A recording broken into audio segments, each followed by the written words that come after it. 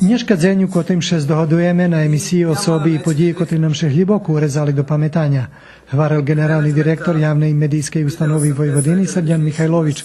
привітуючи на швидкочності у студію М, пензіонованих роботників наших хижі,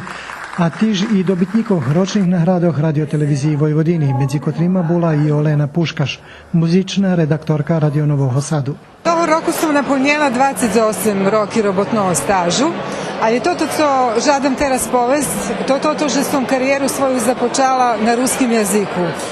Bola som prijatelj do muzičnej redakciji, ali sam perši emisiji robila na ruskim jeziku i tak bilo dlugo roki šnidujuci. Već sam kus pokus prilapjevala i emisiji po srpski i teraz sam zvanično redaktor programi umetničke muziki i uglavnom robim emisiji na srpskim jeziku, ali keď ukaže dejaka nahoda, ja zečnje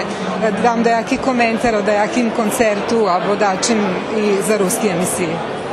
Švetočna akademija znahodi 65 ročnici Radio Novog Sadu, odnosno od dnja javnej medijske ustanovi radioteleviziji Vojvodini, otrimaše na jutre na 18 hodin u Novosadskim srpskim narodnim teatru.